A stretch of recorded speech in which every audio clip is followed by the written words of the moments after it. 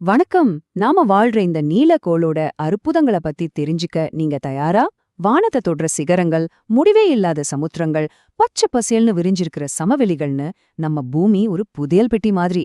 இன்னைக்கு 10ஆம் வகுப்பு புவியியல்ல வர்ற இந்த முக்கியமான தலைப்ப ஒரு கதை மாதிரி கேட்டு புரிஞ்சுக்க போறோம். வாங்க இந்த பயணத்தை ஒண்ணா ஆரம்பிக்கலாம்.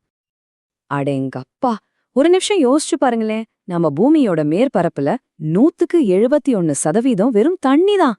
அப்போ நாம கால் வச்சு நிக்கிற இந்த நிலம் எவ்வளவு சின்ன பகுதி பாத்தீங்களா? பாருங்க, நம்ம பூமிக்கு ஏன் நீலக்கோள்னு பேர் வந்துச்சுன்னு இப்போ நல்லாவே புரியுது இல்லையா? 71% நீரும் வெறும் 29% நிலமும் தான் இருக்கு. இந்த அடிப்படை உண்மையோட நம்ம ஆய்வை தொடங்குவோம். இதுதான் நம்மளோட பயண திட்டம். முதல்ல கண்டங்களோட விஷால நிலப்பரப்புகள்ல நிப்போம், அப்புறம் சமுத்திரங்களோட ஆழத்துக்குள்ள மூழ்குவோம், நிலத்தோட விதவிதமான வடிவங்களை ஆராய்வோம், ஆறுகளோட ஓட்டத்தோடையே பயணிச்சு கடைசியா பூமியோட காலநிலை ரகசியங்களை தெரிஞ்சுப்போம். சரி, நம்ம பயணத்தோட முதல் பகுதிக்குள்ள நுழைவோம். நம்ம வாழ இந்த பிரம்மாண்டமான நிலப்பரப்புகளை பத்தின ஒரு ஆய்வுல இருந்து ஆரம்பிக்கலாம். முதல்ல கண்டங்கள்னா என்ன?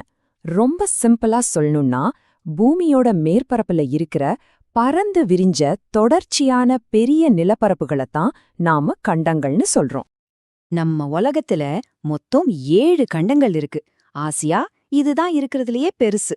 அத தொடர்ந்து ஆப்பிரிக்கா, வட அமெரிக்கா, தென் அமெரிக்கா, அண்டார்டிகா, ஐரோப்பா, அப்புறம் ஆஸ்திரேலியா. இதுதான் உலகிலேயே மிகச் சிறிய கண்டம். அடுத்து தீவுகள். இதுல 2 முக்கியமான வகை இருக்கு. முதல் வகை கண்டத்தீவு. ஒரு கண்டத்தோட ஓரத்துல ஆழம் குறைஞ்ச கடற்பகுதியில அமைஞ்சிருக்கிற ஒரு நிலப்பகுதி தான் இது. இதுக்கு நம்ம இலங்கை ஒரு மிகச்சிறந்த உதாரணம். இப்போ 2வது வகை, இது கண்டங்களுக்கு பக்கத்துல இருக்காது. இது சமுத்திரத்தோட நடுவுல, கடலுக்கடியில இருந்து எரிமலை வெடிச்சு அதோட குழம்புகள்லாம் சேர்ந்து உருவாகிற தீவு. இதுதான் சமுத்திர தீவு. ஹவாய் தீவுகள் இதுக்கு ஒரு சூப்பரான உதாரணம். ஆக முக்கியமான வித்தியாசம் இதுதான். கண்டத்தீவு கண்டத்தோட ஒரு பகுதியா பக்கத்துல இருக்கும். சமுத்திரத்தீவு தனியா சமுத்திரத்தோட நடுவுல எரிமலை செயல்பாட்டால உருவாகும். இந்த வேறுபாட்டை நல்லா ஞாபகம் வச்சுக்கோங்க. சரி, நிலத்துல இருந்து இப்போ நீருக்குள்ள போவோம் வாங்க. நம்ம பூமியோட பிரம்மாண்டமான நீர்ப்பரப்புகள் எப்படி வகைப்படுத்தப்பட்டிருக்குன்னு பார்க்கலாம். உப்புத்தன்மை நிறைஞ்ச எல்லையே இல்லாத மிகப்பெரிய நீர்ப்பரப்ப சமுத்திரங்கள்னு சொல்றோம். உலகத்துல 5 மாபெரும் சமுத்திரங்கள் இருக்கு. பசிபிக், அட்லாண்டிக், இந்து, அண்டார்டிக் மற்றும் ஆர்டிக். இதுல பசிபிக் சமுத்திரம் தான் மிகப்பெரியது, மிக ஆழமானதும் கூட. இந்த உண்மைய கொஞ்சம் யோசிச்சு பாருங்க. பூமியோட மிக ஆழமான இடமான மரியானா அகழி இந்த பசிபிக் சமுத்திரத்துல தான் இருக்கு. அது இவ்ளோ ஆழம்னா, நம்ம இமயமலையே அப்படியே தூக்கி உள்ள போட்டா அது முழுசா முழுகிடும். அந்த அளவுக்கு ஆழமானது. சரி, நிறைய பேருக்கு ஒரு குழப்பம் வரும். சமுத்திரத்துக்கும் கடலுக்கும் என்ன வித்தியாசம்? ரொம்ப சிம்பிள். சமுத்திரம்ங்கிறது பரந்த விரிஞ்ச ஒரு திறந்த வழி நீர்ப்பரப்பு. ஆனா கடலுங்கிறது ஓரளவுக்கோ இல்ல முழுவதுமாகவோ நிலத்தால சூழப்பட்ட ஒரு நீர்ப்பரப்பு. இதுதான் அடிப்படை வித்தியாசம். சரி, திரும்பவும் நிலப்பகுதிக்கு வருவோம். எல்லா நிலப்பகுதியும் ஒரே மாதிரி இருக்காது இல்லையா? பூமியோட மேற்பரப்புல காணப்படுற 3 முக்கியமான நில வடிவங்களை இப்ப நாம ஆராயப் போறோம். நம்ம சுத்தி பார்க்கற நிலப்பகுதிகளோட வெவ்வேறு வடிவங்களை நாம எப்படி விவரிக்கலாம்? அதுக்கு ஒரு தெளிவான வகைப்பாடு இருக்கு. இங்க கவனமா பாருங்க. முதல்ல மலைத்தொடர்கள். இவை வானத்தை தொடுற மாதிரி கூர்மையான சிகரங்களோட இருக்கிற உயரமான நிலப்பகுதிகள். உதாரணமா நம்ம கம்பீரமான இமயமலை. 2வது மேட்டு நிலங்கள்.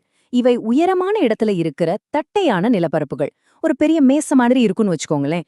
உலக உதாரணம் திபெத்னா நம்ம இலங்கையில ஹட்டன் மேட்டு நிலத்தை சொல்லலாம். கடைசியா சமவெளிகள். இவை தாழ்வான தட்டையான பரந்த நிலப்பரப்புகள். இவைதான் விவசாயத்தோட இதயம். கோடிக்கணக்கான மக்களுக்கு உணவளிக்கிற நாகரிகங்களோட தொட்டில இதுதான். இப்போ இந்த கிரகத்தோட இரத்த ஓட்டம்னு சொல்லப்படுற ஆறுகளையும் ஏரிகளையும் பத்தி பார்ப்போம். இவைதான் நிலத்தோட உண்மையான உயிர்நாடிகள். ஆறுகள் பல வழிகள்ல உருவாகுது. சிலது ஊற்றுகள்ல இருந்து தோன்றும், சிலது ஏரிகள்ல இருந்து பிறக்கும். உலகின் மிக நீளமான நதியான நைல் நதி மாதிரி. இன்னும் சில ஆறுகள் உருகும் பனியிலிருந்து உருவாகும். நம்ம இலங்கையோட உயிர்நாடியான மகாவலி கங்கையும் மத்திய மலைநாட்டு ஊற்றுகள்ல இருந்து தான் உற்பத்தியாகுது. அப்போ ஏரிகள்னா என்ன? ஆறுகள் மாதிரி ஓடிக்கிட்டே இல்லாம நிலத்தோட தாழ்வான பகுதிகள்ல தேங்கி நிக்கிற பெரிய நன்னீர் பரப்பு தான் ஏரி. ஆறுகள் பயணிக்கின்றன, ஏரிகள் ஓய்வெடுக்கின்றனன்னு சொல்லலாம். கடைசியா பூமியோட பல்லுயிர் பெருக்கத்துக்கு காரணமான ஒரு பெரிய சக்திய பத்தி பார்க்க போறோம். அதுதான் காலநிலை. முதல்ல ஒரு முக்கியமான விஷயத்த தெளிவுபடுத்திக்கணும். வானிலைங்கிறது இன்னைக்கு மழை பெய்யுதா வெயில் அடிக்குதாங்கிற மாதிரி குறுகிய கால மாற்றம். ஆனா காலநிலைங்கிறது ஒரு இடத்துல சுமார் 30-35 வருஷமா நிலவர சராசரி வானிலை. பூமிய 3 முக்கிய காலநிலை வலயங்களா பிரிக்கலாம். இது கொஞ்சம் நிதானமா உள்வாங்குங்க. முதல்ல அயன வலயம். இங்க சூரிய ஒளி செங்குத்தா விழறதால வருஷம் முழுக்க கொதிக்கிற வெயில் இருக்கும். 2வது இடைவெப்ப வலயம். இங்க வெப்பம் மிதமா இருக்கும், பருவகாலங்களும் தெளிவா இருக்கும். மனிதர்கள் வாழ ரொம்ப இதமான பகுதி இது. 3வது முனைவு வலயம்.